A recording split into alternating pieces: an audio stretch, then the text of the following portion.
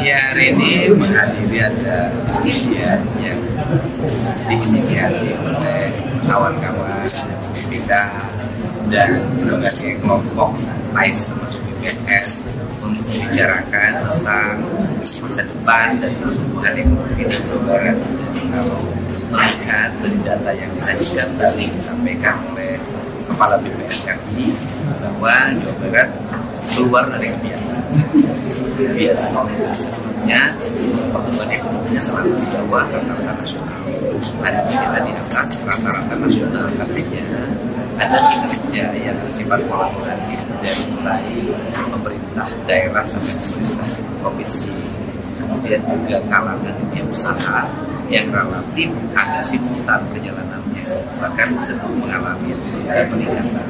Bisa dilihat dari grafik semakin masif, investasi sudah semakin meningkat, dan ini juga akan melahirkan angka pertumbuhan yang cukup, dan nanti buahnya itu akan diterima nanti di 2026 akhir. Nah, itu akan terlihat karena nanti rekrutmen tenaga kerja akan mulai berjalan, produksi akan mulai melahirkan produksi baru, dan angka-angka pertumbuhan ini akan mengalami peningkatan. Tambah lagi buah pembangunan yang dilakukan saat ini, infrastrukturnya juga akan nanti dirasakan di 2020. Oh iya, jadi saya sih melihat, kan saya beberapa kali kunjungan melihat progres pembangunan ya. Selalu problemnya itu konsultannya itu nggak ngerti. Jadi bisa jadi konsultan itu merekrut orang-orang yang tidak begitu kapabel, yang bisa melihat progres pembangunan, dan rata-rata sudah tua. Nah, sehingga saya sih memilih, saya udah ngomong dengan kemarin Pak Menteri Pendidikan Tinggi dan Sains, dan dia menyambutkan dengan sehingga nanti para pengawas teknis, anak-anak teknis itu biar mereka berpraktek di lapangan.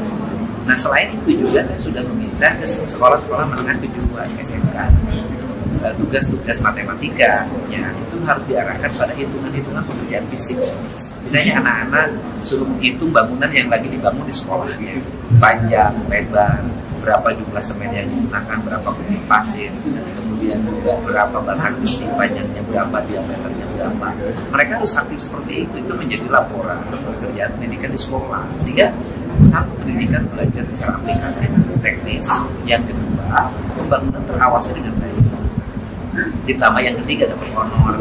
Kan lumayan kalau anak-anak mahasiswa ada honor pengawasan, misalnya honor pengawasannya 250.000 sehari, kan mereka bisa dapat uang saku tambahan untuk kuliah, sehingga beban orang tuanya lebih ringan. Itu sudah dibicarakan sudah dengan Menteri Pendidikan Tinggi. Nanti Menteri Pendidikan Tinggi akan ajak para rektor dan para dekan. Dan saya rencananya mungkin minggu depan kita akan sudah mulai MOU teknis, karena masih ada pekerjaan kurang lebih sekitar ya 300 miliar lagi yang lagi berjalan mulai jalan.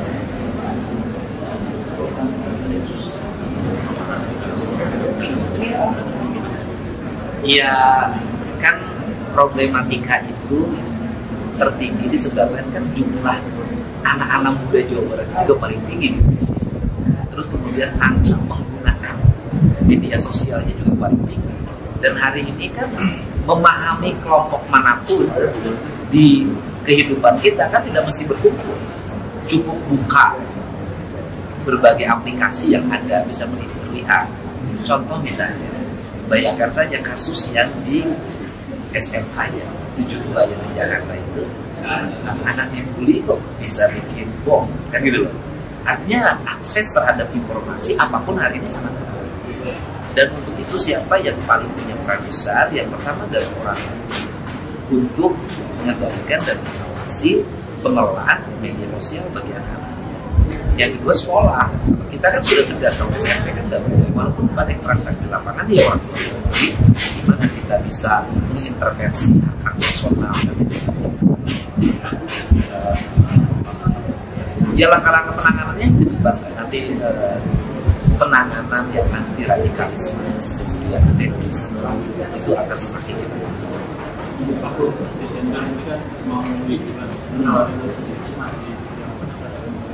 nggak ada. Tetap kita yang namanya studi tour yang memobilisasi siswa yang di dalamnya melakukan wisata kita tetap akan ada.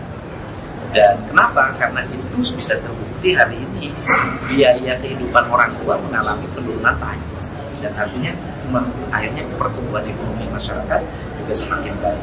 Kemudian yang berikutnya adalah ternyata tingkat kunjungan pariwisata di Jawa Barat paling tinggi dalam 5 tahun terakhir. Jadi nggak ada kaitan dengan bahwa studi itu menurunkan ke pariwisata. Jadi bisa lihat lah kalau dari berbagai daerah masuk ke Jawa Barat tadi sangat tinggi.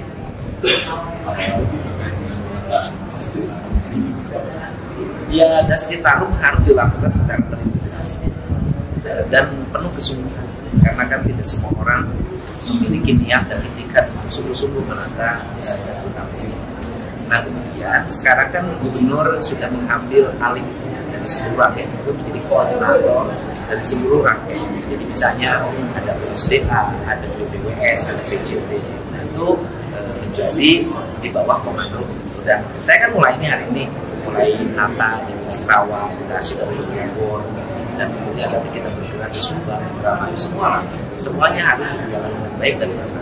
Dan itu diperlukan power yang kuat untuk tidak takut, karena ancamannya tidak pernah berhenti. Hari ini misalnya, siapa yang paling diancam sekarang dari penataan sungai-sungai yang nantinya berasal dari Citarum itu, kepala desa hari ini ditekan oleh pemerintah, termasuk ditekan itu oleh beberapa pihak yang hari ini dia menikmati konsensi itu, karena sewa-sewa tanah di daerah aliran sungai itu sangat mahal, dan kemudian kalau diakumulasikan itu jumlahnya ratusan miliar bahkan triliun. Dan saya itu yang akan saya buktikan minggu depan, saya mau bertemu dengan Jampitsus dan tidak boleh ini terjadi.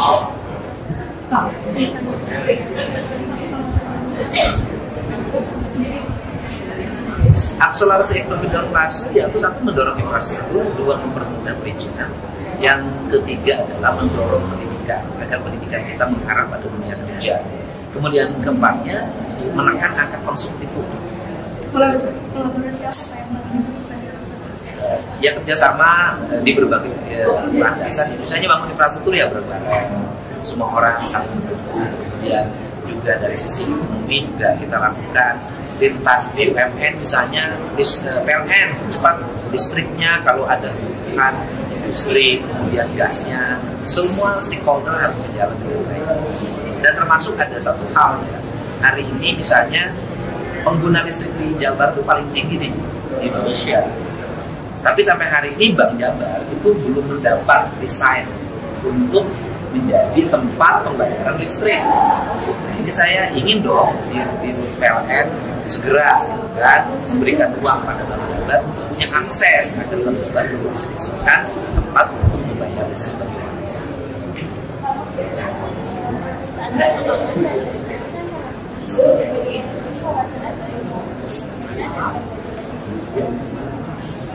Ya, itu kan tergantung pada perencanaan produksi ya, perencanaan produksi, dan karena kebutuhan di sekolahnya tinggi, otomatis kebutuhan pasar menjadi terambil dengan PGN. Nah, caranya adalah produksinya boleh tambah.